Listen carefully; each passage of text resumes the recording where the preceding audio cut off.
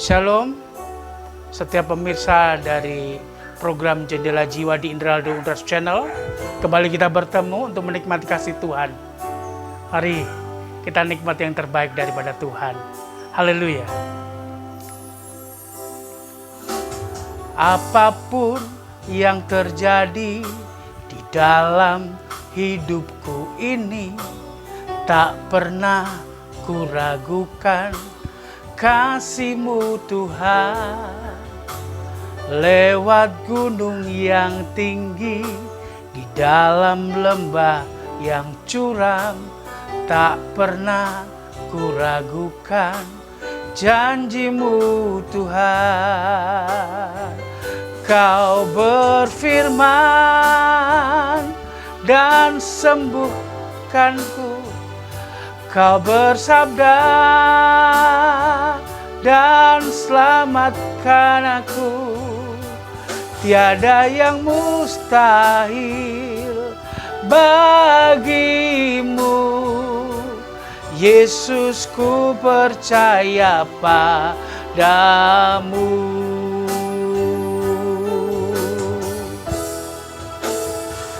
Kau berfirman dan sembuhkan aku. Kau bersabda dan selamatkan aku. Tiada yang mustahil bagimu. Yesus, ku percaya padamu. Yesus, ku percaya padamu. Yesus, ku percaya padamu.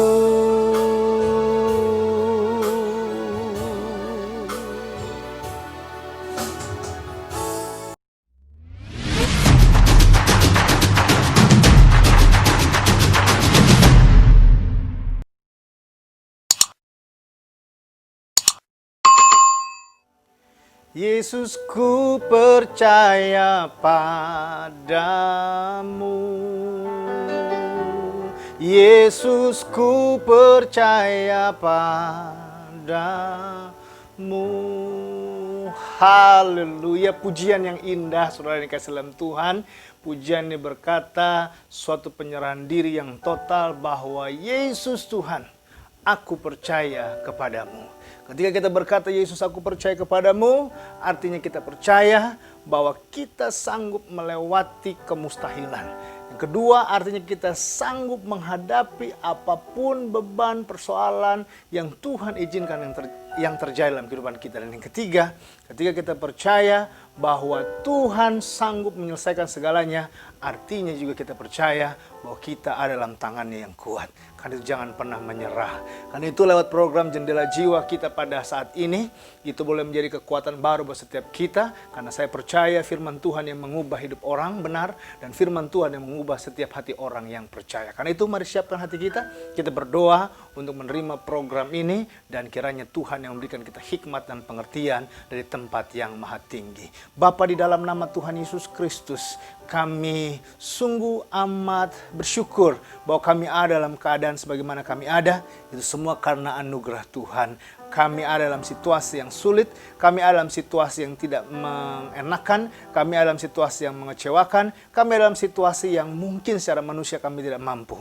Tapi pujian ini berkata, Yesus Tuhan, aku percaya kepadamu. Artinya kami sanggup melewati badai ini semua. Kami sanggup melewati kesulitan ini semua. Karena kami tahu Tuhan tidak pernah meninggalkan kami. Karena itu Tuhan, lewat firman-Mu, kuatkan yang lemah, sembuhkan yang sakit. Hibur yang susah, beri penghiburan kepada mereka yang berduka. Dan Tuhan berikan pengharapan buat mereka yang putus asa. Ini yang kami percaya, lewat firman-Mu, kami berjumpa lewat roh dan kebenaran. Dan orang yang berjumpa dengan Tuhan lewat roh dan kebenaran, dia akan cakap menanggung segala perkara. Haleluya.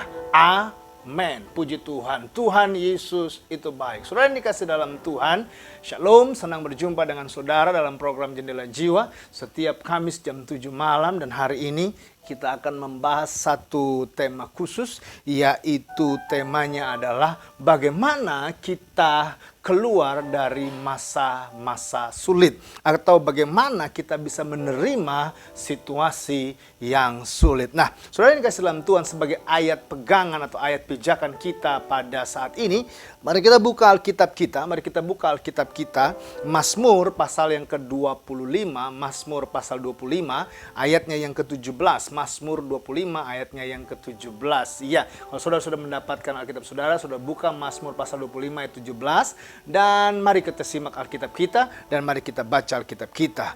Ayat 17 berkata demikian, lapangkanlah hatiku yang sesak, dan keluarkanlah aku dari kesulitanku. Saudara yang dikasih dalam Tuhan, ada pergumulan yang amat berat yang menghimpit Daud.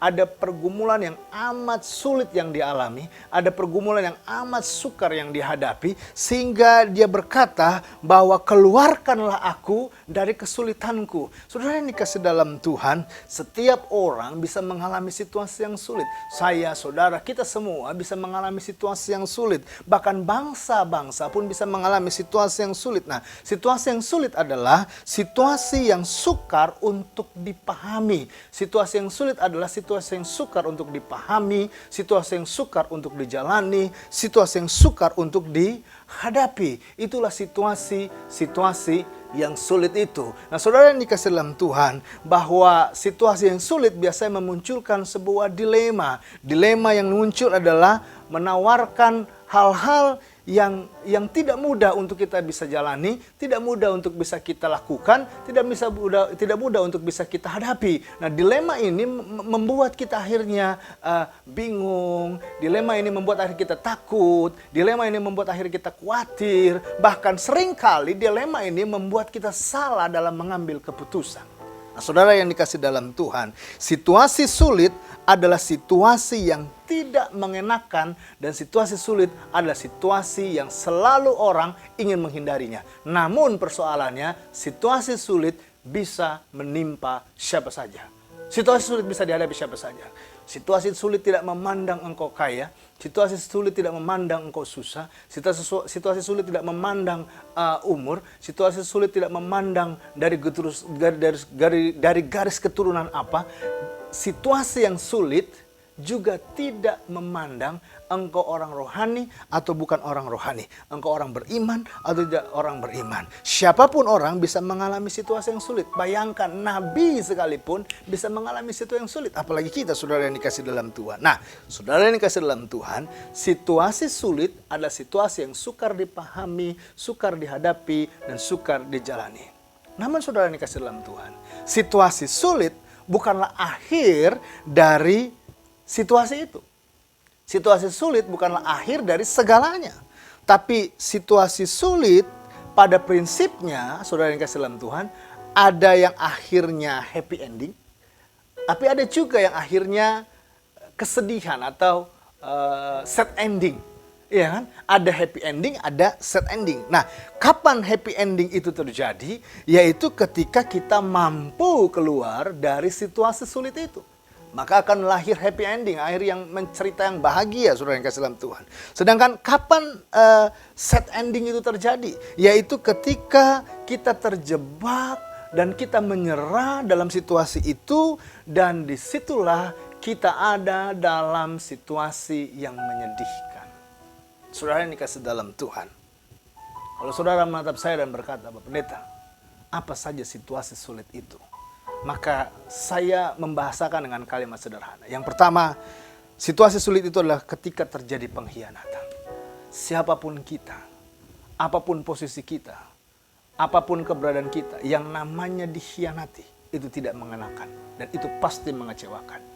Saudara, ketika terjadi pengkhianatan, maka itu adalah situasi yang sulit. Dalam rumah tangga itu situasi yang sulit. Dalam pekerjaan itu situasi yang sulit. Dalam karir itu situasi yang sulit, saudara yang kasih dalam Tuhan. Maka seringkali orang yang mengalami pengkhianatan, dia menyerah, dia terjebak dan mengambil keputusan yang salah dalam hidupnya. Tapi saya sebagai teman, sebagai hamba Tuhan selalu mengingatkan, ingat, ini hanyalah sebuah situasi. Ini bukan akhir dari jalan cerita hidup kita.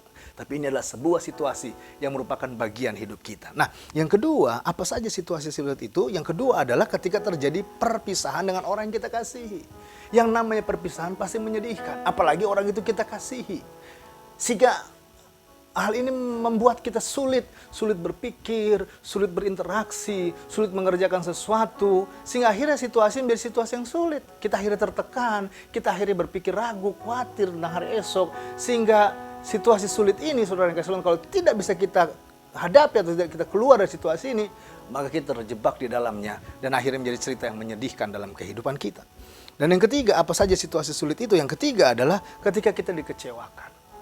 Kita dikecewakan, kita merasa dicampakkan, merasa dibuang, merasa hanya dimanfaatkan. Dan ketika situasi kekecewaan itu terjadi, tentunya sulit untuk kita melupakan, mengampuni, sulit untuk kita move on dari situasi itu, sulit untuk kita bergerak. Tapi izinkan saya bilang kalimat ini, situasi boleh saja mengecewakan saudara, tapi jangan rubah masa depanmu gara-gara situasi yang mengecewakan itu. Masa depanmu adalah masa depan yang penuh kemenangan gilang gemilang. Oleh karena itu yang keempat, apa saja situasi yang sulit itu? Ketika mengalami kejadian yang tidak diharapkan. Ada banyak orang tidak menginginkan terjadi pengkhianatan, pengecewaan, perselingkuhan. Ada banyak orang tidak mengingini terjadi penipuan. Ada banyak orang tidak menginginkan terjadi kerugian. Ada banyak orang tidak mengingini kejadian-kejadian yang buruk dalam hidupnya. Tetapi pada kenyataannya dia terjadi. Dan seringkali ini menjadi situasi yang sulit. Sulit untuk dia melakukan sesuatu. Dan yang kelima, apa saja situasi sulit itu? Yang kelima adalah ketika ada janji-janji yang diingkari. Saudara yang dikasih dalam Tuhan, kelima hal yang saya gambarkan tadi adalah kelima hal yang membuat diri kita akhirnya mengalami kesulitan itu. Nah, setan selalu memanfaatkan situasi sulit itu. Saya ulangi sekali lagi. Setan selalu memanfaatkan situasi sulit itu untuk menjadi senjatanya dalam menyerang hati, pikiran orang percaya. Jadi saudara dan saya adalah orang yang menjadi sasaran setan untuk menyerang hati dan pikiran kita. Melalui apa? Melalui situasi sulit itu. Kalau saudara sering ke gereja, saudara sering baca Alkitab, saudara hati-hati, saudara akan diserang oleh setan. Tapi saudara jangan takut, roh Tuhan dalam diri saudara lebih besar daripada roh dalam dunia ini, saudara yang dikasih dalam Tuhan. Oleh karena itu, saudara yang dikasih dalam Tuhan, ingat, setan berusaha untuk menyerang saudara lewat situasi sulit itu. Tapi saudara juga harus ingat bahwa Tuhan tidak pernah meninggalkan kita. Tuhan tidak pernah meninggalkan orang percaya. Betul, Tuhan mengizinkan hal itu terjadi, tetapi Tuhan sedang melatih kita agar kita kuat dalam Tuhan, agar kita mengandalkan Dia, agar kita selalu berpegang teguh kepada firman-Nya. Janji Tuhan jelas, aku menyertai engkau sampai pada kesudahan zaman. Saudara yang kasih dalam Tuhan. Artinya apa? Saudara dan saya, kita bisa keluar dari situasi sulit itu. Saya dan saudara bisa keluar dari situasi sulit ini. Iya kan? Kenapa saya bilang ada tangan Tuhan yang kuat? Kenapa saya bilang kita bisa keluar dari situasi sulit? Karena ada tangan Tuhan yang kuat itu. Tuhan tetap ada memperhatikan kita, Tuhan tetap menuntun kita, Tuhan tetap menopang kita, Tuhan tetap menjaga kita. Dan selalu ingat ini, selalu ingat kalimatnya. Tuhan tetap memberikan anugerahnya kepada kita. Tuhan tetap memberikan anugerahnya kepada saudara dan saya. Karena itu saudara dikasih dalam Tuhan. Jangan mau saudara ditipu oleh setan. Jangan mau setan menjebak saudara dalam situasi yang sulit ini. Kalau saya berkata, iya Pak Pendeta, saya nggak mau terjebak dalam situasi sulit. Terus saya bagaimana dong? Bagaimana saya harus keluar dari situasi sulit ini? Atau bagaimana saya menerima situasi sulit ini? Yang pertama, tenangkan pikiran saudara dan jangan panik. Ketika kita menenangkan pikiran kita dan kita tidak panik, itu artinya kita sedang mencari sebuah akar persoalan dari semua situasi ini. Kenapa sih? Apa sih yang salah? Jangan-jangan saya yang salah. Jangan-jangan karena saya yang terlalu mengejar inginnya saya ingin menuntut supaya dia berubah dan supaya saya bahagia. Kenapa nggak dimulai dari diri saya dulu sih yang berubah? Kenapa saya harus tuntut orang lain berubah? Kenapa nggak diri saya dulu yang berubah? Jadi tenangkan dulu pikiran, jangan panik.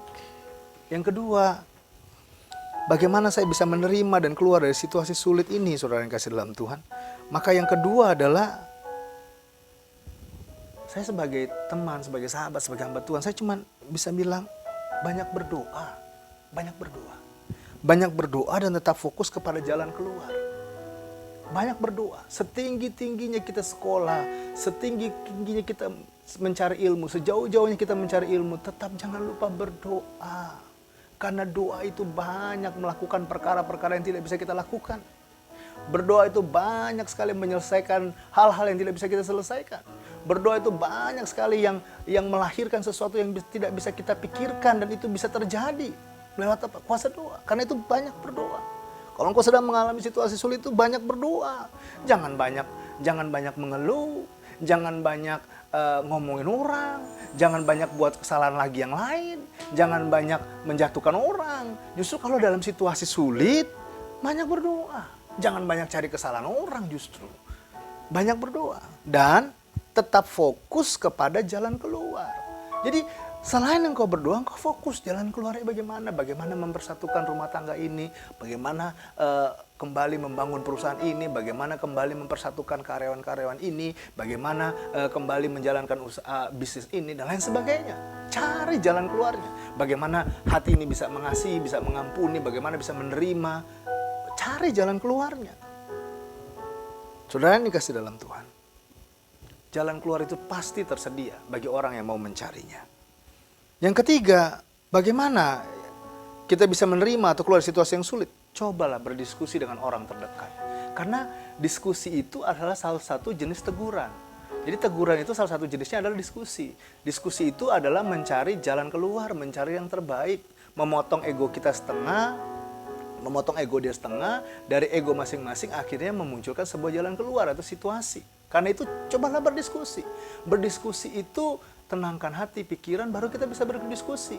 Berdoa itu jadilah tenang, kuasilah dirimu, maka kita bisa berdoa. Artinya berdiskusi itu setelah melewati masa itu, hati kita sudah tenang, kita sudah bisa menerima.